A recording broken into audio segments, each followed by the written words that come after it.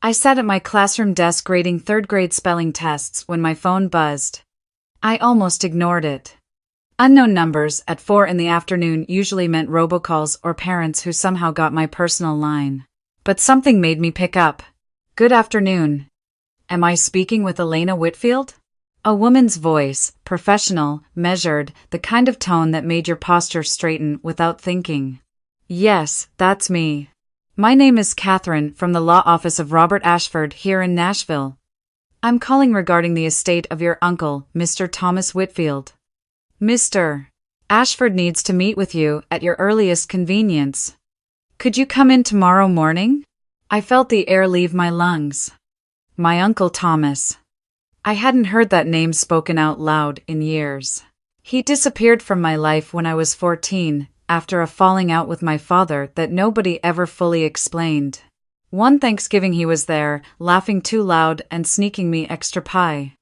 The next, he was just gone. A ghost in family photographs nobody wanted to talk about. I'm sorry, I said. Did you say his estate? Yes, ma'am. Mr. Whitfield passed away 3 weeks ago. You're named as the sole beneficiary. Mr. Ashford will explain everything in person. We'll need a valid photo ID. I hung up and just sat there. The fluorescent lights hummed above me.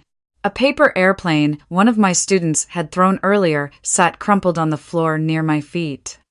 My Uncle Thomas was dead, and somehow, impossibly, he had left me something.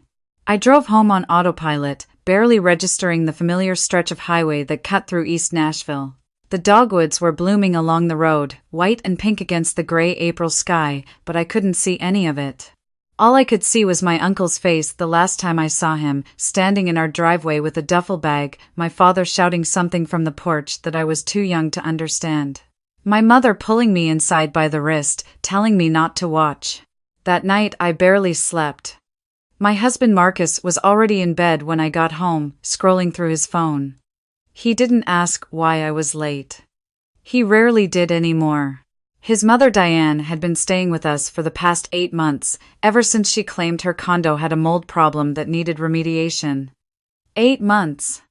The remediation company had finished in 6 weeks. She was still here. I lay in the dark, listening to Marcus breathe and tried to remember the last time he asked me how my day was. Not out of obligation. Not as a preamble to telling me about his own day. Just because he wanted to know. I couldn't remember. The next morning, I called in a personal day at school, something I almost never did, and drove downtown to a limestone building on 4th Avenue. The law office of Robert Ashford occupied the 3rd floor. It smelled like old leather and coffee. A man in his 60s met me in the conference room, silver-haired, kind-eyed, with the quiet authority of someone who had delivered both miracles and devastations across that same polished table.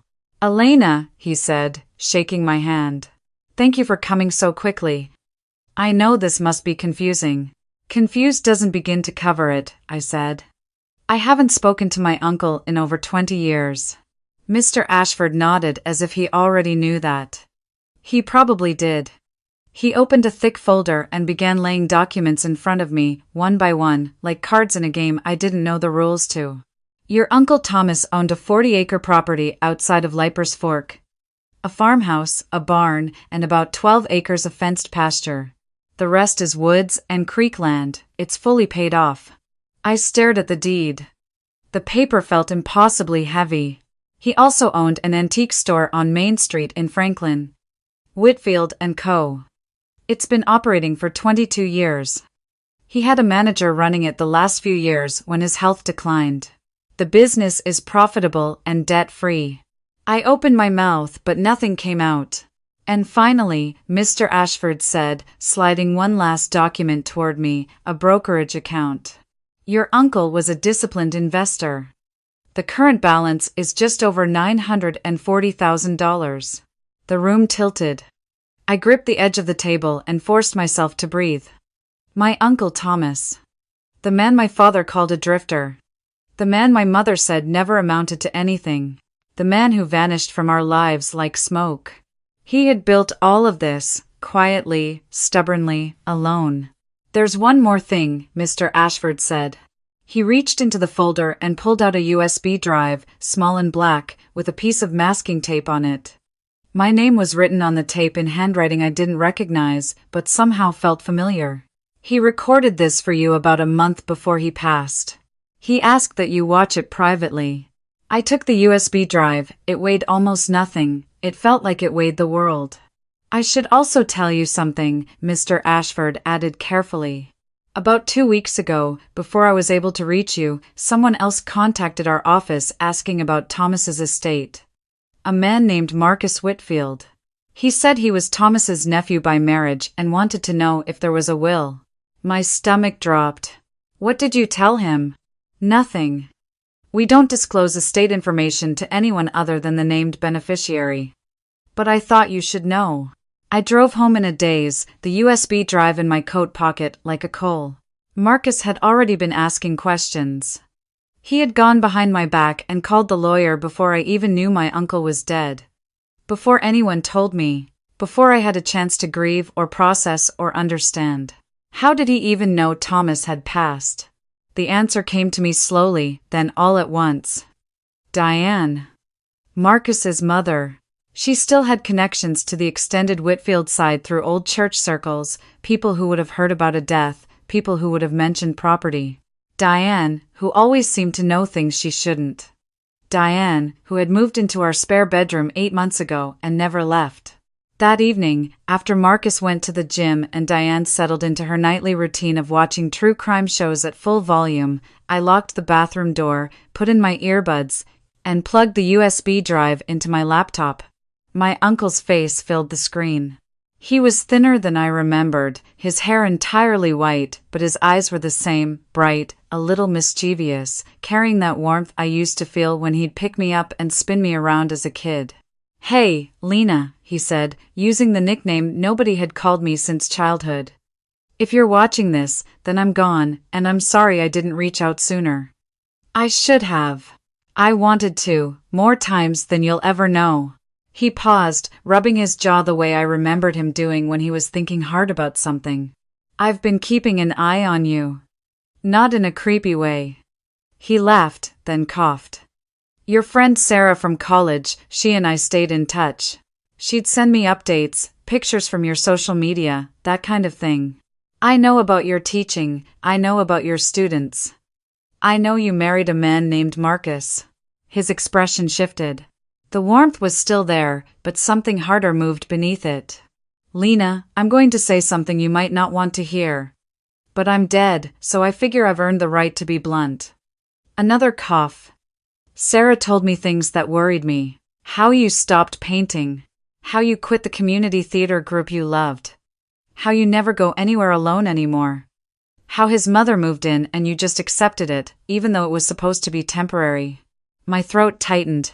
I watched your father do the same thing to your mother for 30 years. Control dressed up as concern.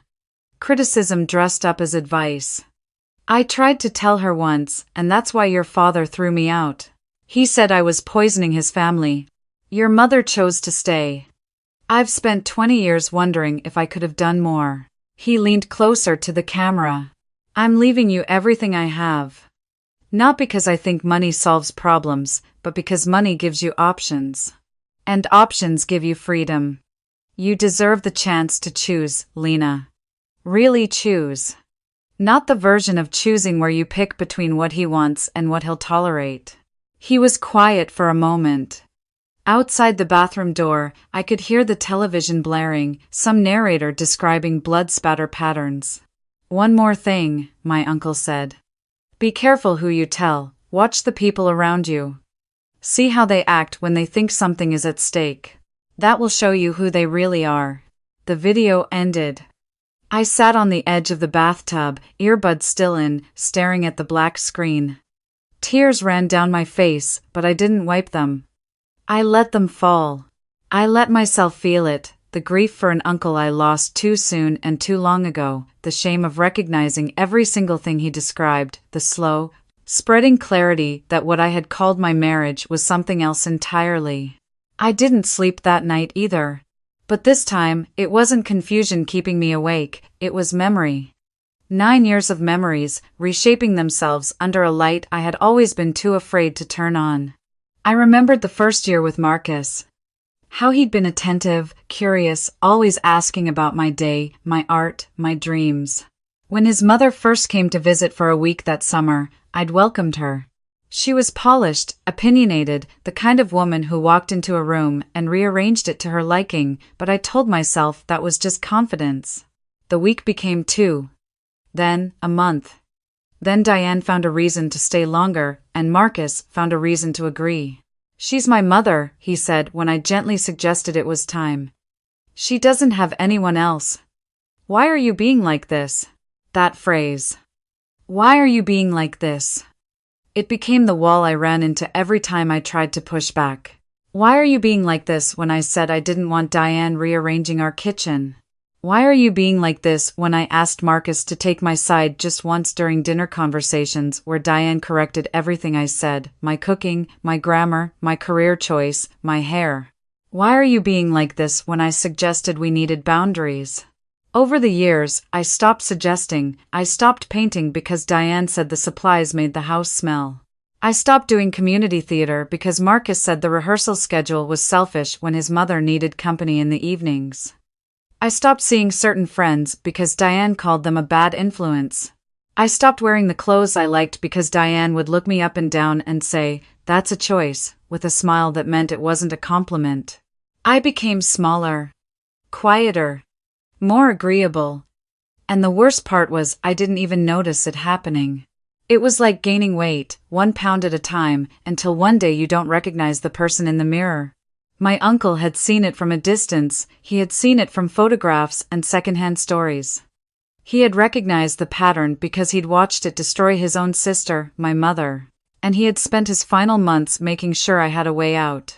I pressed my face into the pillow and whispered, "I hear you, Uncle Thomas, I hear you." 2 days passed, I said nothing to Marcus. Nothing to Diane. I moved through the house the way I always did, cooking, cleaning, smiling at the right moments, absorbing Diane's little barbs like they were weather. On Wednesday evening, I came home from work later than usual. I had driven around after school, thinking, planning, trying to hold on to the calm Mr. Ashford's quiet competence had given me. When I walked up the porch steps, I heard voices through the screen door. The main door was open to let in the spring air, and their words carried clearly into the warm evening. I stopped. I held my breath. And I listened. "She doesn't know what she's doing, Marcus." That was Diane. Confident. Dismissive. The voice she used when she talked about me like I was a problem to manage. A farm? An antique shop? She can barely keep a classroom organized. She'll run that whole estate into the ground within a year.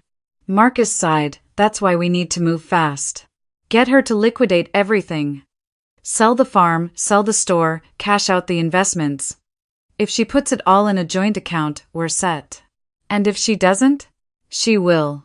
She always does what I tell her. We just have to frame it right.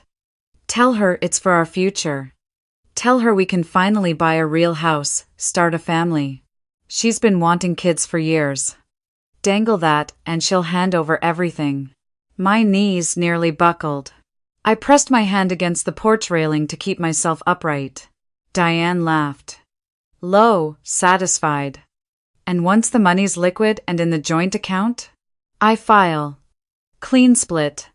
Tennessee's an equitable distribution state. If the inheritance is commingled in our joint assets, it's fair game in the divorce. She won't even understand what happened until it's done." "Good," Diane said. "You should have left her years ago. She was only ever useful as long as she was useful, if you know what I mean." "I know exactly what you mean." The evening air felt like ice against my skin.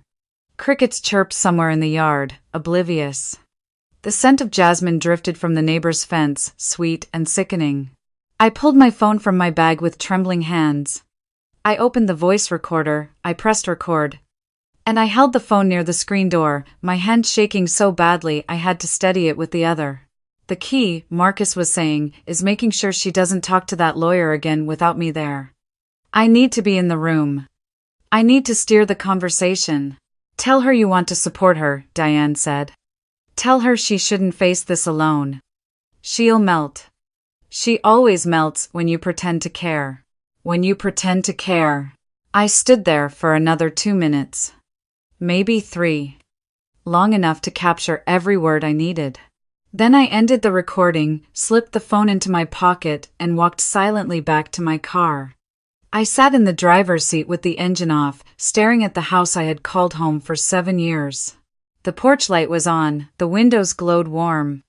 From the outside, it looked like a place where someone might be happy. I started the engine and drove to a hotel near the airport.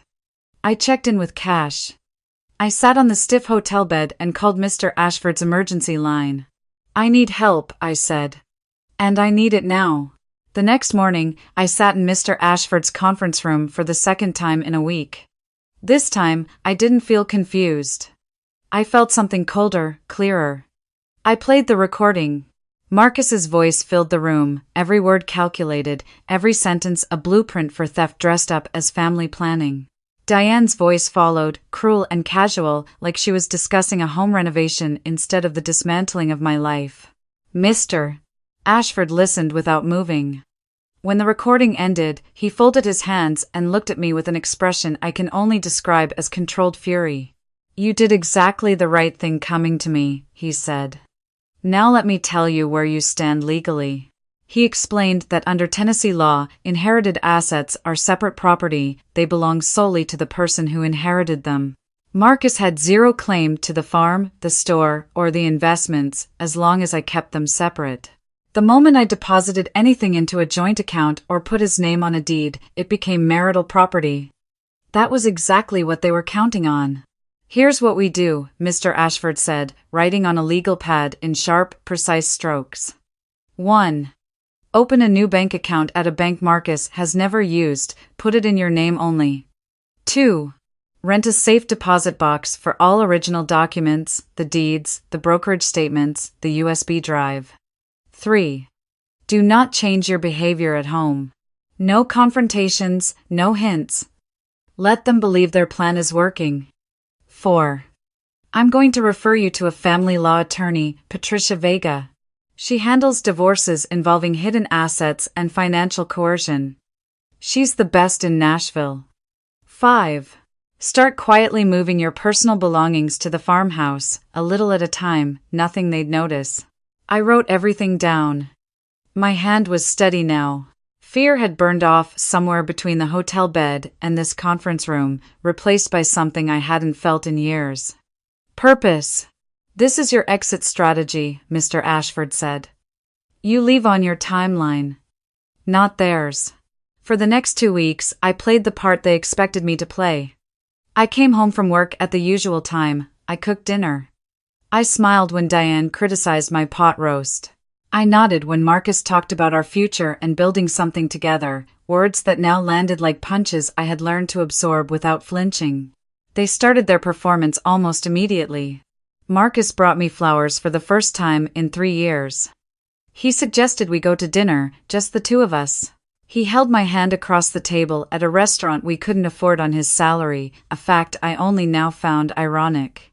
I've been thinking, he said, swirling his wine with practiced casualness. Maybe it's time we get serious about buying a house. A real one, not the rental. Something with land, space, a yard for kids someday. I took a sip of water. That's a big step. Exactly. Which is why we need to start consolidating. You know, getting our finances in order. Together. There it was. The word together, deployed like a crowbar. I smiled. Let's take it one day at a time. His jaw tightened, just for a second, before the mask slid back into place. Of course, no rush. Diane was less subtle. She started cooking breakfast, something she had never done in 8 months of living rent-free in my house. She complimented my outfit. She asked about my students by name, names she had clearly memorized from the class photo on the refrigerator. You know, Elena, she said one morning, pouring me coffee I didn't ask for, I was just thinking how stressful it must be, dealing with your uncle's estate on top of work.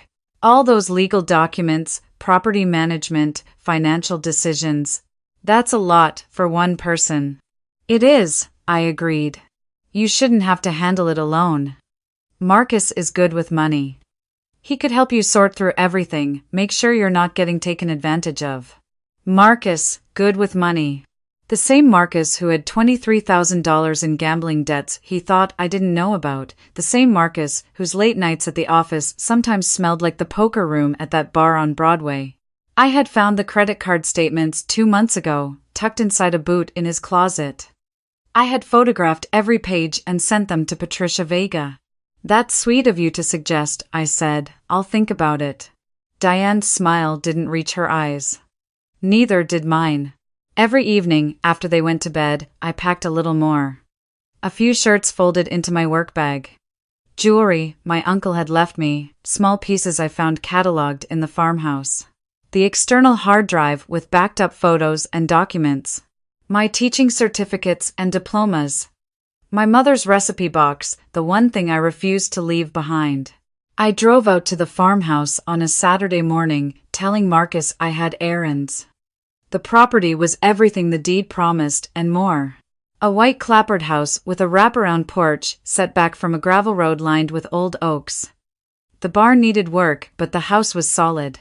My uncle had maintained it with the same quiet discipline he'd applied to everything else. The kitchen still smelled faintly of cedar. There were books on every shelf. A worn leather chair by the window that I knew, instinctively, had been his favorite. I cleaned. I stocked the pantry. I set up the bedroom with sheets I bought in cash from a store across town. I stood on the porch and listened to the creek that ran along the edge of the property, the water moving over stones in a sound that felt like the opposite of everything I was leaving behind. When I got home that afternoon, Diane looked at me with narrowed eyes. You smell like pine. New hand soap at the store, I said. She didn't believe me. I didn't care. The patience ran out on a Thursday. I knew it would. People who are used to controlling you can only pretend to be kind for so long before the mask cracks. It's exhausting being someone you're not. I would know. I was grading papers at the kitchen table when Diane sat down across from me without being invited. She placed both hands flat on the table, a gesture I recognized. It was the same gesture she used when she was about to deliver what she called honest feedback and what I called cruelty in a cardigan. We need to have a real conversation, Elena. I didn't look up from my papers. About? About the fact that you're keeping secrets from this family. The inheritance, the property, the money. Marcus is your husband. He has a right to know what's going on. He doesn't have a right to my inheritance. The words came out so calmly that I surprised myself. Diane's face twitched. Marcus appeared in the doorway like he'd been waiting for his cue. Sam, come on. He caught himself. Old habit from an old script, maybe. Elena. This is about us, our future. You can't just shut us out. Shut us out, us, his mother and him, a united front. Never his wife and him. I noted it the way I'd been noting everything for 2 weeks, with the quiet precision of someone building a case. I'm not shutting anyone out, I said. I'm handling my uncle's estate with a lawyer, which is what adults do. Diane stood up, her chair scraping against the tile. This is exactly the kind of selfish behavior I warned Marcus about. You've always been like this. You take and give nothing back to this family. I looked at her. Really looked at her, maybe for the first time in years. And I said something I had been carrying inside me for 8 months, possibly longer. Diane, you have lived in my home for 8 months without paying a single bill. You eat my food. You use my electricity. You criticize my cooking, my clothes, my career, and my character on a daily basis. And now you're telling me I give nothing back? The kitchen went silent. Marcus stared at me like I'd spoken in a language he didn't recognize. Diane's mouth opened and closed. No sound came out. This conversation is over, I said. I gathered my papers, stood up, and walked past both of them without another word. That night, I emailed Patricia Vega the final batch of recordings. Every manipulative conversation, every thinly veiled threat. Every moment Marcus and Diane had plotted to steal what my uncle left me. I attached the credit card statements showing Marcus's gambling debts. I attached the timeline Mr. Ashford and I had built together. Then I sent one more email to my principal requesting the rest of the week off for a family emergency. I left before dawn. The house was dark and still. I moved through it one last time, checking rooms not out of nostalgia, but out of thoroughness, making sure I hadn't left anything that mattered. I placed a note on the kitchen counter, short, deliberate, giving them nothing to work with. I need some time away. Please don't contact me. I'll be in touch when I'm ready. I carried my last bag to the car, shut the trunk as quietly as I could, and pulled out of the driveway with the headlights off until I reached the end of the street. The drive to Leiper's Fork took 40 minutes. The sky was just beginning to lighten when I turned onto the gravel road. The oaks formed a canopy overhead, their branches tangled together like clasped hands. The farmhouse appeared through the trees, white and solid in the early light, and something inside my chest unlocked. I carried my bags inside. I made coffee in my uncle's kitchen with my uncle's old percolator. I sat on the porch with a blanket around my shoulders and watched the sun come up over the pasture, the mist lifting off the grass in slow silver curls. I didn't cry. I thought I would, but what I felt wasn't sadness. It was relief so deep it felt physical, like setting down a weight I had been carrying so long I forgot it was there. At 9 o'clock, I called Patricia Vega. "File today," I said. By noon, a petition for divorce was filed with the Williamson County Court, citing emotional abuse and financial coercion, with attached exhibits including audio recordings, gambling debt documentation, and a detailed timeline of manipulation. Separate property protections were clearly established. Marcus had no claim to a single acre, a single share, a single dollar. He was served that afternoon at our old house. I wasn't there, but I imagined Diane was. I imagined the sound she made when she read the words on the page. I imagined Marcus's face when he realized that the woman who always melted, the woman who never fought back, the woman who always did what she was told, had been building her case for weeks while they were busy underestimating her. My phone exploded. Calls, texts, voicemails. Marcus cycling through every tactic he knew. Anger, guilt, bargaining, threats, then anger again. Diane leaving messages so hostile they would later be used as additional evidence. I read none of them. I listened to none of them. I blocked both numbers and let the silence fill the farmhouse like warm water filling a bath. That evening, I walked the property line as the sun set behind the hills. Fireflies blinked in the tall grass. A barn owl swept low over the pasture on silent wings. The creek caught the last of the light and held it, shimmering. I thought about my Uncle Thomas. About the 20 years we lost because he tried to tell the truth and was punished for it, about the quiet, stubborn way he built a life worth living anyway. About the fact that his final act on this earth was to make sure I had the chance to do the same. 1 year later, I barely recognize the woman I used to be. The farmhouse is mine now, in every sense, not just legally but spiritually. I repainted the porch railings. I planted a vegetable garden that is embarrassingly productive. I learned how to change a faucet, patch drywall, and negotiate with a hay supplier for the neighbor who leases my pasture for his horses. The antique store in Franklin is thriving. I kept my uncle's manager, a woman named Ruth who knew Thomas for 20 years and cried the first time I walked through the door. I go in on weekends now, learning about the pieces, the history behind each one, the stories my uncle collected along with the furniture. I still teach. I transferred to a school closer to Leiper's Fork, a small elementary with a garden and a reading nook built into an old tree house. My students draw pictures of the farm animals they see when their parents drive past my property. One girl named Sadie wrote me a note that said, "Miss Whitfield, your house looks like where happy people live." I taped it to the refrigerator. The divorce was finalized in 4 months. The recordings made it quick. The separate property protections made it clean. Marcus received nothing from the estate. Patricia Vega told me later that he tried to argue commingling, but there was nothing to argue. I had kept every dollar, every deed, every asset exactly where my uncle and Mr. Ashford told me to keep it separate, protected, mine.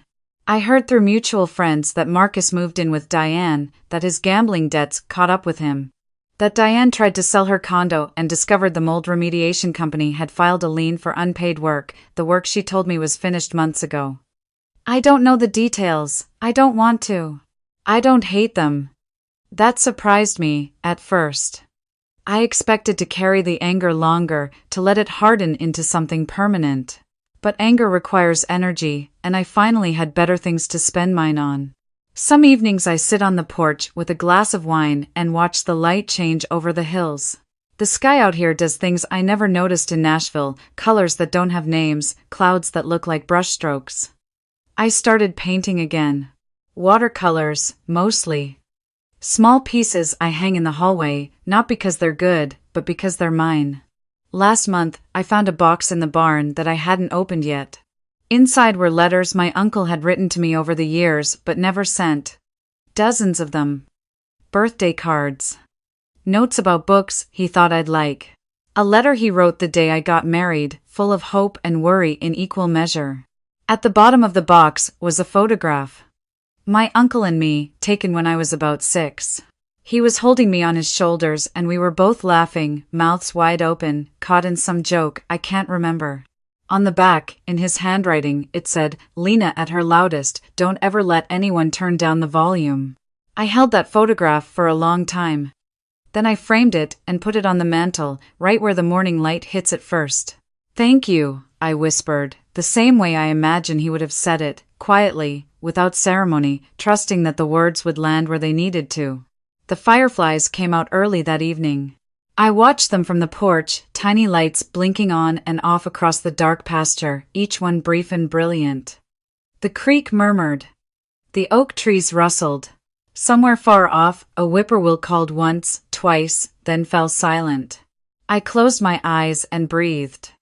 Not the shallow, careful breathing of a woman trying not to take up too much space, but the deep, full, steady breathing of someone who finally had room to expand. For the first time in longer than I could count, I wasn't performing. I wasn't managing someone else's emotions. I wasn't bracing for criticism or shrinking to fit someone else's comfort. I was just here, whole. Free. And that was more than enough.